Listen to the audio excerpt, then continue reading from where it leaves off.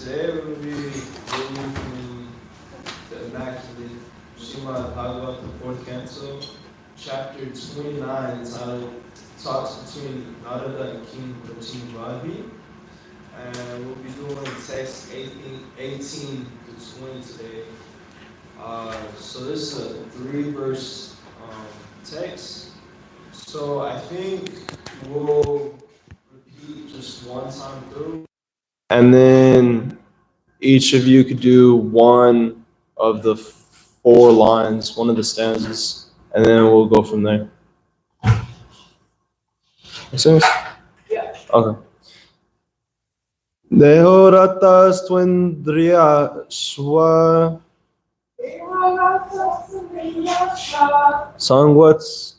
Sangvatsara yogati Dvikarma chakrastri guna Bhaja panchasu bandhura Manorashmir buddhi suto Rinido dvandva kubara Pancharindriyartha prakshepa Saptadhatu varuthaka Akuti vikramo bahyu Mriga Trishnam pradhavati Ekadashindriya chamu Pancha suna vinodakrit. Alright, each one do a different stanza. Dehoratas tvindriya swa Samvatsara yogati Vikarma chakrastri guna Dhaja pancha subandhuraha Manorashmir buddhi suto Renido dvandva kubaraha Pachendriyartha prakeshapa Satadhatu varu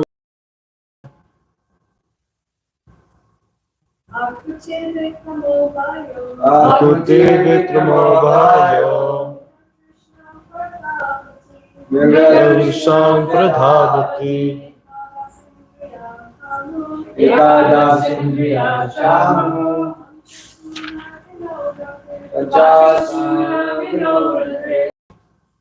Alright, perfect. I feel like I did. Okay, after you guys. All right. Okay. We'll do this right quick because I forgot to, as I tend to do. Om Namo Bhagavate Vasudevaya. Om Namo Bhagavate Vasudevaya. Om Namo Bhagavate Vasudevaya. Om Namo Bhagavate Vasudevaya. Om Namo Bhagavate Vasudevaya. Narayanam Namaskritya Narang Chaiva Narottamam Devim Saraswatim Vyasam Tato Jayam Udirayat Nashta Pareshwa Bhadrishu Nityam Bhagavata Sevaya Bhagavatu Tamashloke Bhaktir Bhavati Naishtaki. Alright, now we can properly continue. So I think for time's sake, since the purport's decently big, I think we'll just skip the synonyms this time. And we'll go straight for the translation. Okay, translation, purport by His Divine Grace, A.C. Bhaktivedanta Swami, Prabhupada, Shri Prabhupada Ki Jai. Narada Muni continued. What I referred to as the chariot was in actuality the body. The senses are the horses that pull that chariot. As time passes, year after year, these horses run without obstruction, but in fact, they make no progress. Pious and impious activities are the two wheels of the chariot. The three modes of material nature are the chariot's flags. The 5 types of life air constitute the living entity's bondage, and the mind is considered to be the rope. Intelligence is the chariot driver. The heart is the sitting place in the chariot, and the dualities of life, such as pleasure and pain, are the nodding place. The 7 elements are the coverings of the chariot, and the working senses are the 5 external processes. The 11 senses are the soldiers. Being engrossed in sense enjoyment, the living entity seated on the chariot hankers after fulfillment of his false desires and runs after sense enjoyment life after life. All right, please repeat after me. Narada Muni continued. What I referred to as a chariot was in actuality the body. What I referred to as a chariot was in actuality the body. The senses are horses that pull that chariot. The senses are horses that pull that chariot. As time passes, year after year, these horses run without obstruction. But in fact, they make no progress. Pious and impious activities are the two wheels of the chariot. Pious and impious activities are the two wheels of the chariot. The 3 modes of material nature are the chariot's flags. The 5 types of life air constitute the living entity's bondage. 5 types of life air constitute the living entity's bondage. And the mind is considered to be the rope. And the mind is considered to be the rope. Intelligence is the chariot driver. Intelligence is the chariot driver. The heart is the sitting place in the chariot. The heart is the sitting place in the chariot. And the dualities of life, such as pleasure and pain, are the nodding place. The 7 elements are the coverings of the chariot. The 7 elements are the coverings of the chariot. And the working senses are the 5 external processes. And the working senses are the 5 external processes. The 11 senses are the soldiers. The 11 senses are the soldiers. Being engrossed in sense enjoyment, the living entities seated on the chariot, hankers after fulfillment of his false desires, and runs after sense enjoyment life after life. All right, purport. The entanglement of the living entity in sense enjoyment is very nicely explained in these verses. The word sangvatsara means the progress of time is significant. Day after day, week after week, fortnight after fortnight, month after month, year after year, the living entity becomes entangled in the chariot's progress. The chariot rests on two wheels, which are pious and impious activities. The living entity as the living entity attains a certain position in life in a particular type of body according to its pious and impious activities, but its transmigration into different bodies should not be taken as progress. Real progress is explained in the Bhagavad Gita. Tyaktva dehang punarjanma naiti. One makes real progress when he does not have to take another material body. As stated in Chaitanya Charitamrita Madhya 19:138, Eta Brahmanda Bhori Ananta Jeev Gana Chor Rashi Laksha Yonite Koroye Brahmana. The living entity is wandering throughout the entire universe and taking birth in different species on different planets. Thus he gives up thus he moves up and down. But that is not real progress. Real progress is getting out of this material world altogether. As stated in Bhagavad Gita 8:16, Abrahma bhuvan naloka punaravar tenorjana mamupetya tu kaunteya punarjanma na vidyate.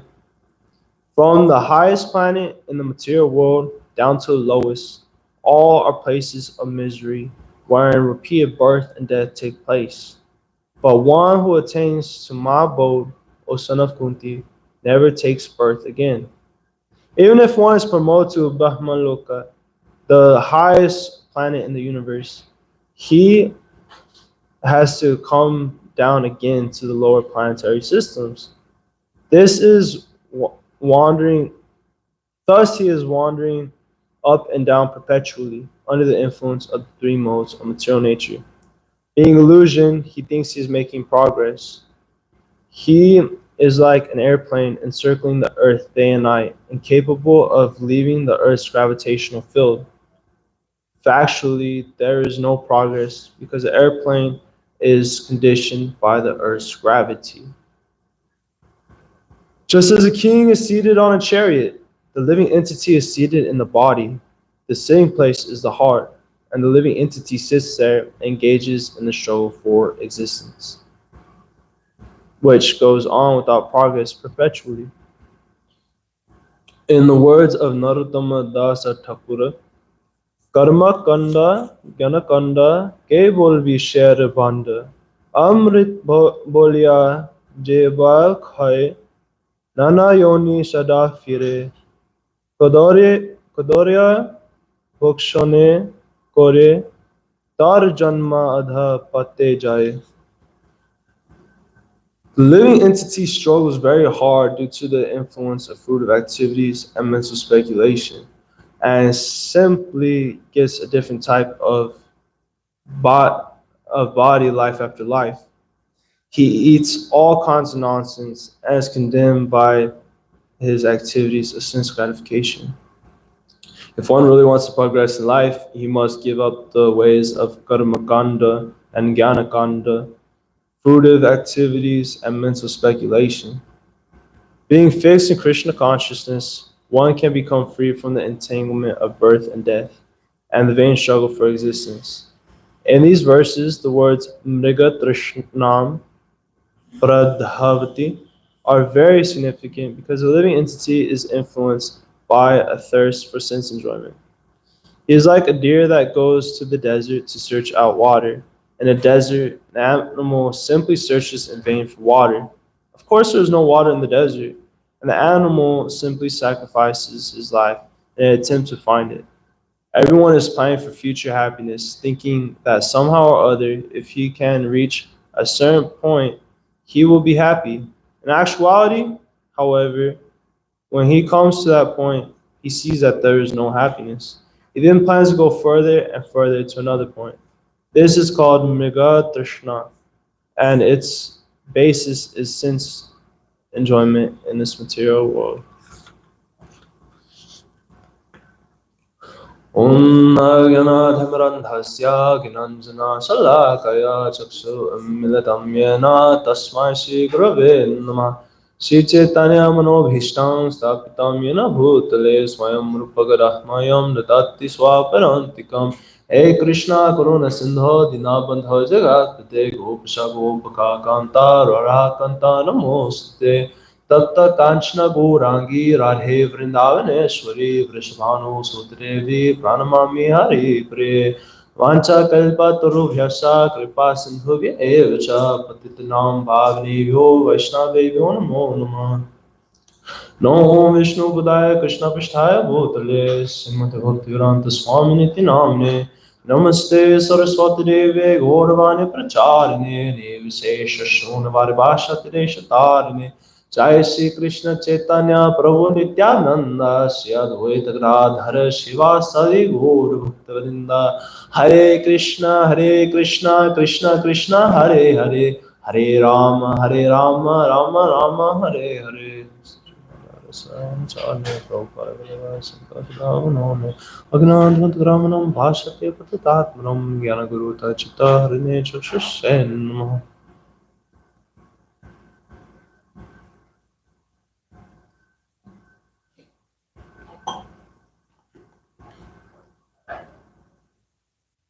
So we're continuing on with Narada Muni explaining his earlier allegory of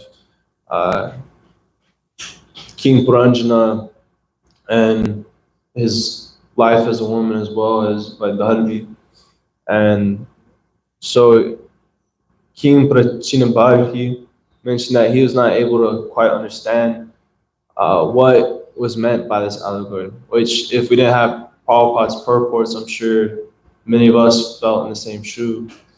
So he's going on explaining this allegory in which Narada Muni focuses specifically on the chariot in this verse, which oftentimes we've heard when we look at the picture within the Bhagavad Gita about the chariot and its representations. And this takes it a little bit further, explaining each little detail of the chariot, the horses, the people in the chariot, and how this relates to the oneself. So I think an important part that was mentioned in the purport right at the end of here that really stood out and that I think is really important for us to all remember is Prabhupada mentions that everyone is praying for future happiness, thinking that if he can somehow or other reach a certain point, he will be happy. In actuality, however, when he comes to that point, he sees that there's no happiness. He then plans to go further and further to another point. So we see oftentimes, and we've been oftentimes in a position that we plan for something to go our way. We're planning, if I have this, and this right, I'll be happy. If I get this in my life, I'll be happy. When I attain this position, I'll be happy. If I go over there, I'll be happy. We make all these ideas of this one change in my life is going to make me happy. Now, if it's spiritual, that's different. But generally, we think in terms of material. If I move to this state, this country, if I end up with this person instead of that person, and so on, then my life will be happy. But even if we get those things, we find out within a short time that we're unhappy. We're not satisfied with that. Just like when we're a kid, we have so many desires. Mom, Dad, could you buy me this? Could you buy me that? I just one more candy, please, just one more candy, and then I won't ask again. And then they eat that candy. They're like, can I have like one more, just one more? Always wanting more and more, but we're never fully satisfied. We try again and again, but we're never fully satisfied.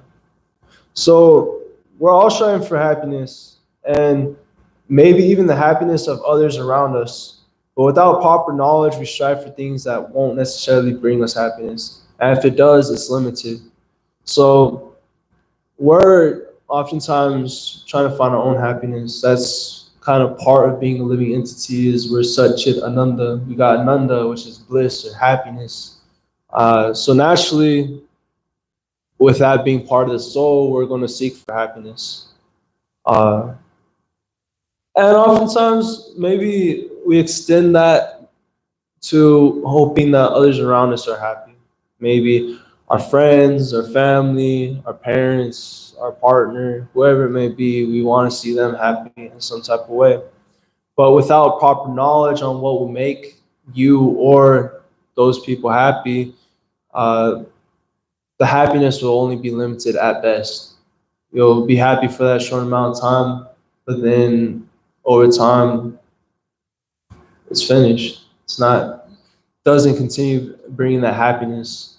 So maybe, you're having a problem with your friend or your partner and you guys figure out something. Okay, maybe let's go do this. Let's go, on a vacation and let's just have that vacation to ourselves. Let's go do whatever we think is going to be fun or whatever that may be. Maybe it's a hike. Maybe for materialists, it's going to some bar or Las Vegas, whatever it may be. Let's go do it. It'll bring us closer together. And so you do that. But then once it's over, if you didn't handle the situation itself with proper knowledge, that problem or other problems are going to come back and you're still going to be unsatisfied. So all our endeavors, all our activities are producing some type of karma. Now that may be regular karma, that may be vikarma, or that may be akarma. Karma meaning good reactions to your activities. Vikarma meaning bad reactions to your bad activities. And akarma meaning that you make no karma because you're acting as a spirit soul, as in your proper position, as a spiritual being. So the first two being under the modes of the three, being under the three modes of goodness, passion, and ignorance. So whatever good and bad we're doing, and the reactions we're getting from such things are coming from us acting through the three modes of material nature, whether that's good or bad. In the Bhagavad Gita, Krishna mentions in 14 through 15 that when one dies in the mode of goodness, he attains to the pure higher planets of the great sages. When one dies in the mode of passion, he takes birth among those engaged in fruitive activities. And when one dies in the mode of ignorance, he takes birth in the animal kingdom. And then he goes on further in same chapter, verse 18. Those situated in the mode of goodness gradually go upward to the higher planets. Those in the mode of passion live on the earthly planets, and those in the abominable mode of ignorance go down to the hellish worlds. So it makes sense. You do good things, you get good reactions, or whatever. You do bad things, you get bad reactions. This is pretty basic stuff. So we see that depending on how we act and the mode, the intelligence, whatever it is that we're acting through, we're going to have a certain type of result to those actions. Now, this may mean, like in the purport I was talking about, that you may go up to the higher planetary systems. You get to be like a demigod, you get to live thousands of years, so much longer than anyone here in the earthly realm. You get to have so many higher enjoyments. But if you do bad, you also have consequences like becoming an animal or going to hellish worlds where it's not so enjoyable, and you're gonna have to pay out your karma. So you may even attain the highest material positions that are available within the material world. You may become someone like Lord Brahma or Indra, or you may even no. Anyways, but your pious deeds will run out. So you may end up with all these high positions, but your pious seeds are going to run out at some point, which you'll fall back down. We started off this material world as Lord Brahma. Each and every single one of us, even the ants and cockroaches you see around, those were once Lord Brahmas. But none of us have made it back. All of us are going through to high positions such as that, to such diabolical types of positions, such unwanted positions. I mean, generally, most people don't want to hang around cockroaches even, or be infested with ants in their house, or so many different things you can imagine. Nobody wants these things. But we all been through all these different things because we're still trying to enjoy in the improper mood. Enjoyment's part of the soul, it's part of life. There is that aspect, but when you enjoy improperly, you're going to have reactions for it. Just like if I act improperly within a governmental system, I'm going to have some type of reaction for that. If I think I could do whatever I want for my own enjoyment, the law will tell me otherwise. Oh, I just want to go rob the bank because I saw it in a video game, and then they got real rich, and then they went and lived in paradise, and this, and that. You're gonna have people after you, and you're gonna have a reaction. Similarly, when we act for our own sense enjoyment without proper knowledge, there's going to be a reaction for that as well, good or bad. So you may have the highest material qualities due to your previous or present piety, but even then that could run out. So maybe you could be married to someone rich or be rich yourself, but they lose all their money. Maybe you are extremely intelligent, but you could still have loss of memory even of who you yourself are. You can be very muscular, all Schwarzenegger big type thing, but you could get paralyzed and lose it all. The bottom line is that all these things are given and taken away by Krishna. Even if you think your situation is secure, it can be taken away within a moment. So you think, oh yeah, because I'm with a rich person or I'm rich, I'm going to be able to live really nicely. Maybe my parents, they didn't get to do that. My parents, they grew up poor. Now I'm rich. I don't got to worry about that. That could be all taken away within a second. You think I'm smart. I got all these degrees. I got PhD. I got this, and that. So I'm better off in life. You could lose all that. You could get dementia. You could become a vegetable, for lack of better terms, where you don't have any knowledge or abilities to do any of these things.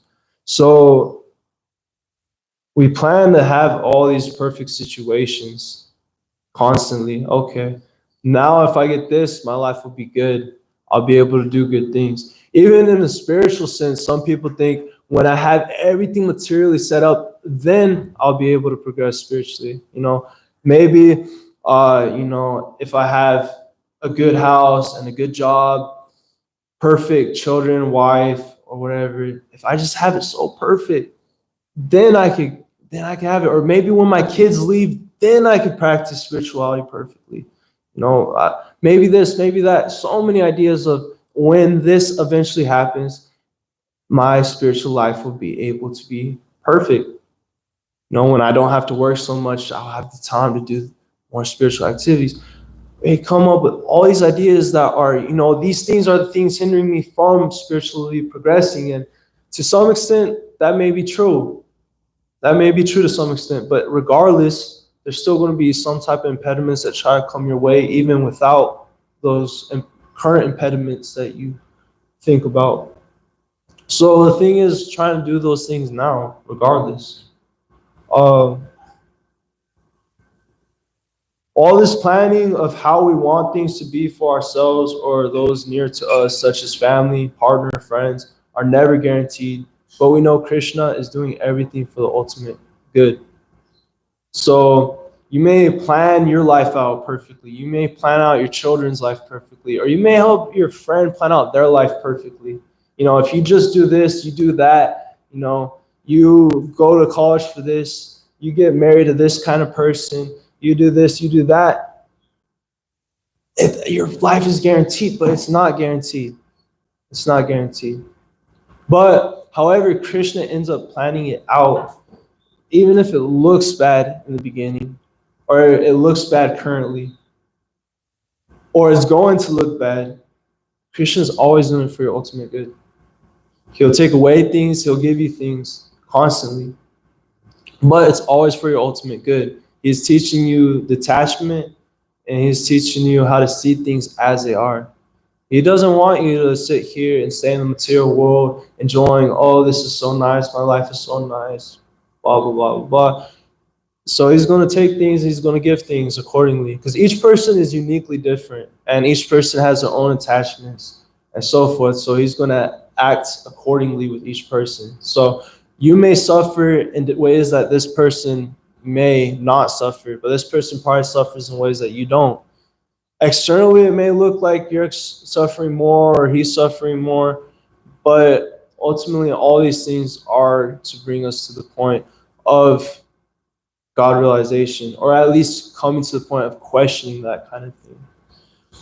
So Krishna says in the Bhagavad Gita 14:19 that when one properly sees that in all activities no other performer is at work than these modes of nature, and he knows the Supreme Lord, who is transcendental to all these modes, he attains my spiritual nature. So, in actuality, most of these activities, unless you're pushing the spiritual platform, all done under the modes of material nature. Whether that's good or bad, it's all being done under, you're being controlled. You think it's yourself, you're thinking I'm the doer, but you're not the doer. You're being controlled like a puppet. So, in the same chapter, in this relation, Arjuna asked Krishna, he says, "Oh my dear Lord, by which symptoms is one known who is transcendental to these three modes? What is his behavior, and how does he transcend the modes of nature?" Good questions. So, we're talking about being controlled on these modes of material nature and all that, but what does one act like when they're not under these modes? Someone who has transcended such things. So Krishna responds, he says, "O son of Pandu, who does not hate illumination, attachment, and delusion when they are present or long for them when they disappear, who is unwavering and undisturbed through all these reactions of material qualities, spiritual and transcendental, knowing that the modes alone are active, who is situated in the self and regards alike happiness and distress, who looks upon a lump of earth, a stone, and a piece of gold with an equal vision, who is equal toward the desirable and the undesirable, who is steady, situated equally well in praise and blame, honor and dishonor, who treats alike both friend and enemy, and who has renounced all material activities. Such a person is said to have transcended the modes of nature." So they're kind of aloof from all these things. They're kind of like oil within water. Oil doesn't mix with water. So similarly, these people that are beyond it, they got that sense of detachment. I'm not the doer. These reactions and all that are not up to me. They're up to me if I'm acting in the modes, but ultimately whatever comes my way is what's going to come my way.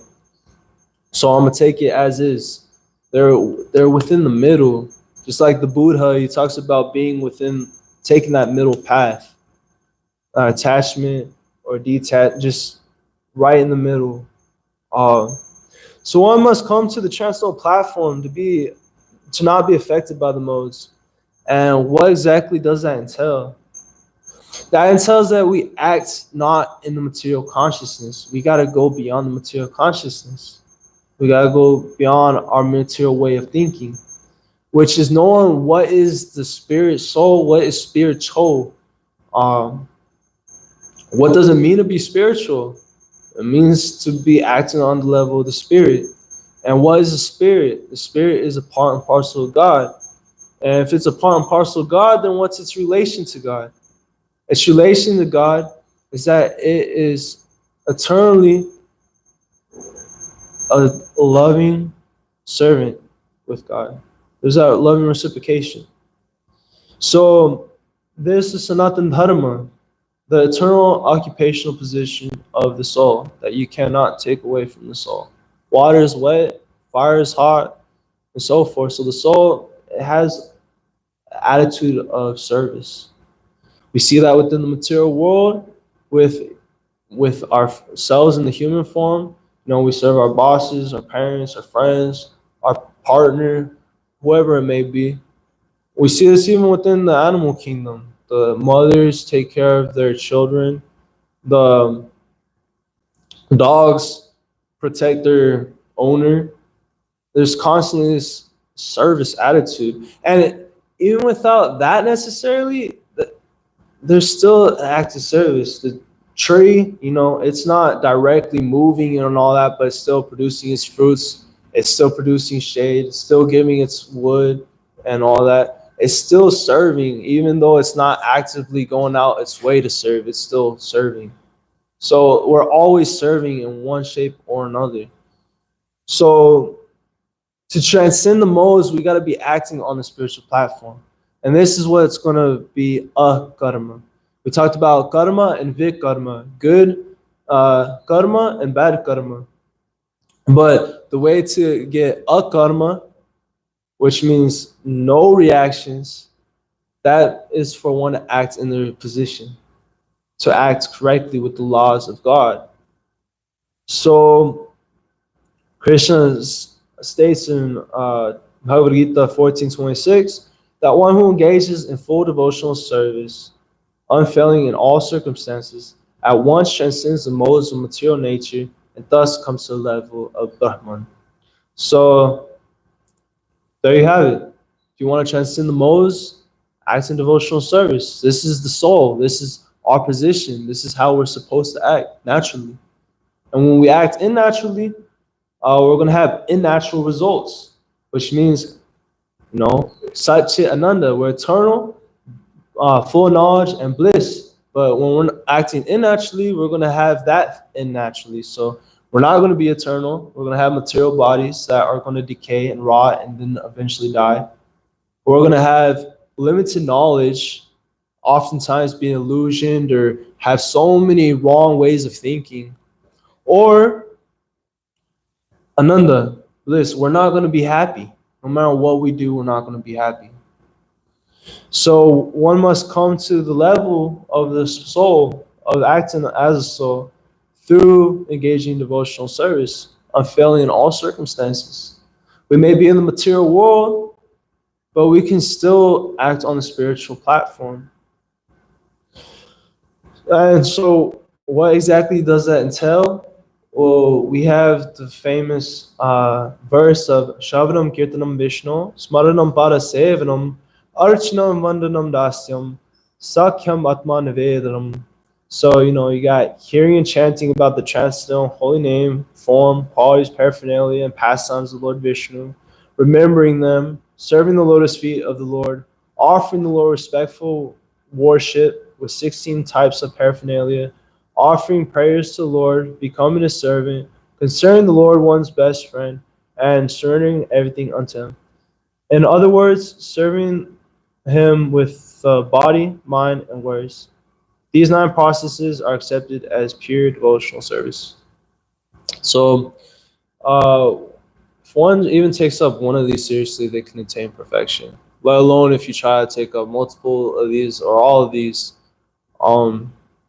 Starting with hearing and chanting, Shadam Kirtanam, which leads to Vishnu Smaranam, remembering the Lord. So for chanting or listening, we're hearing pastimes of the Lord, His holy names. It leads to us remembering the Lord. And this hearing and chanting process is very important, highly recommended throughout all the Vedic literature.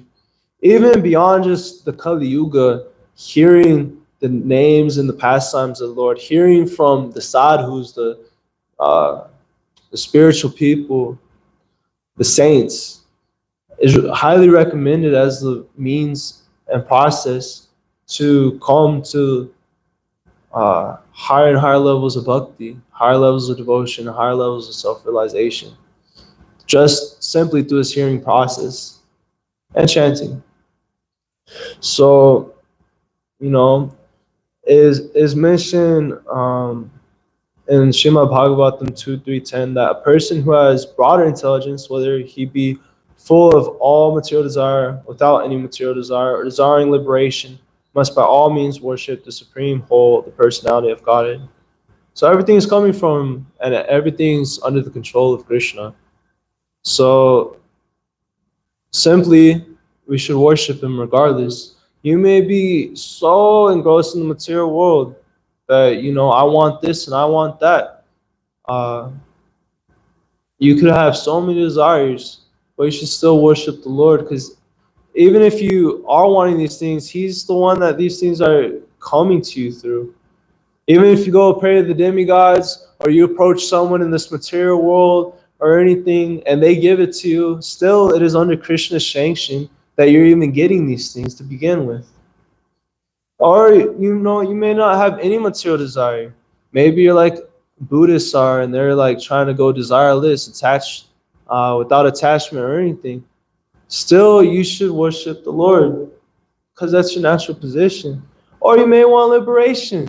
He's known as Mukunda, the giver of liberation.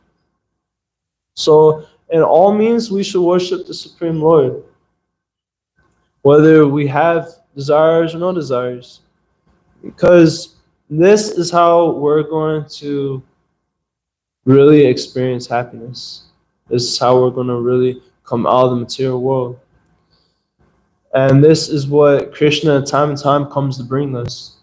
He came as himself 5,000 years ago, showing us his pastimes, giving us the Bhagavad Gita, and, you know, he's constantly coming in different forms, teaching us these same things. When you read Srimad Bhagavatam, you hear about all kinds of different incarnations, and those are only the ones that are included within the Srimad Bhagavatam. There's so many that aren't included in there, unlimitedly many that aren't included in there. But he comes down time and time again to give us the same knowledge over and over. And 500 years ago, he was so merciful. He realized, you know what, you didn't take my knowledge when I came down as myself. You didn't take that. And you're in the darkest age of Kali Yuga. You know, I should be merciful. I should give the highest thing to the lowest of you all. We're never qualified. If you think you're qualified, then you're illusion. We're not qualified. We didn't want God. We didn't want Krishna. What is our qualification? We can't even live properly as a human being in this material world. You know, we don't. Oftentimes, people don't follow the 4 regs, or, you know, there's so many laws within the Vedic literature for the different varnas and ashramas that we can't follow all these things properly. So what is your qualification? But Krishna came down as Lord Chaitanya Mahaprabhu, and he gave the highest thing to all of us. This process by which we can end all our material activities, this process by which we may go back to the spiritual world, this process by which we can attain the highest realization of self, and this process which by doing it can bring us the highest love of God, so high that it makes God under our control. Not that that's ever what we desire. We don't desire to control God, but our love becomes so intense and so strong for him that he becomes controlled by that. That he decides, you know what? You've given everything to me. I have everything within this material world, but the one thing that I don't have is your undivided love and attention. That's the one thing I don't have, because I gave you that free will. Is I don't have your love, your full love and your attention. But when you give that to him, what else can he give to you when you don't want anything but service to him and love for him? So he finds himself unable to pay that back, and he gives himself in full. And it will help people come to that. So he came down as Mahaprabhu just for that reason. Here, take these holy names, chant these holy names. Hare Nama, Hare Nama, Hare Nama, Kevam Kalanaste Avanaste Avatiranyatha. That in this age of Kali, this age of core and hypocrisy, there's no other means of deliverance but chanting the holy names of the Lord. There's no other way, there's no other way, there's no other way. Not by karma, not by jnana, and not by yoga. None of these processes are going to get you out of this material world. None of these processes are going to give you full, complete satisfaction. But if you chant these names without offenses, and if you have these offenses, you still chant just to get out of these offenses, you will come to a stage of self-realization and full love of God.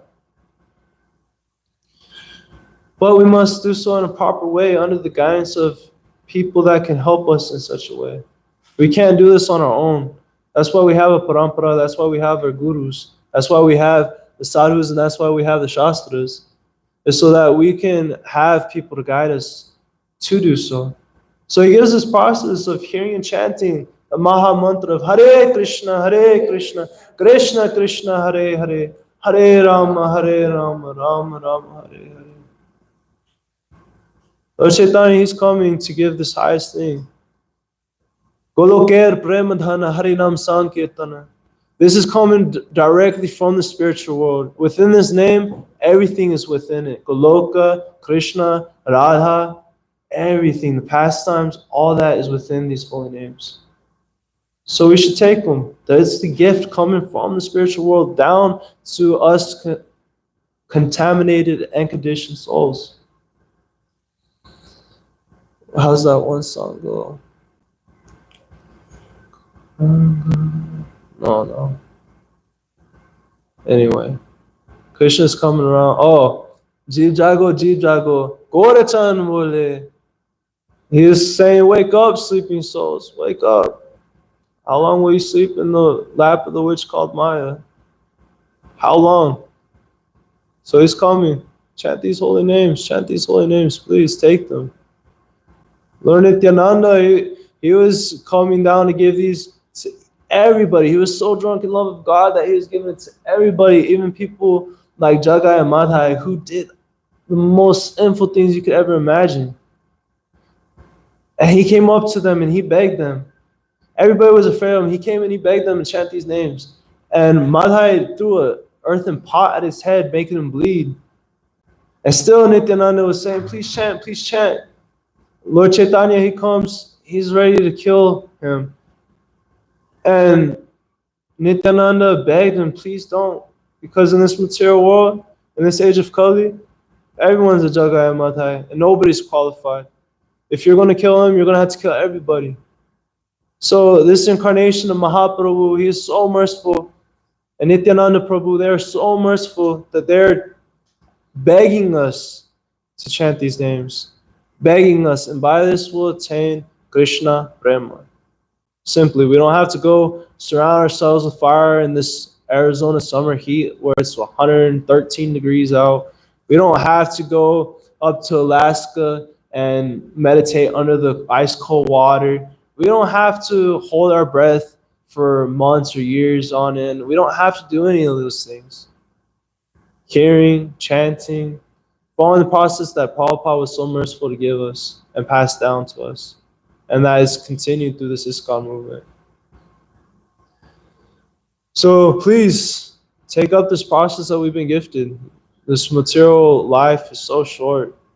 We got maybe 100 years, if that. Nothing's guaranteed within this material world. There's danger at every step within this material world.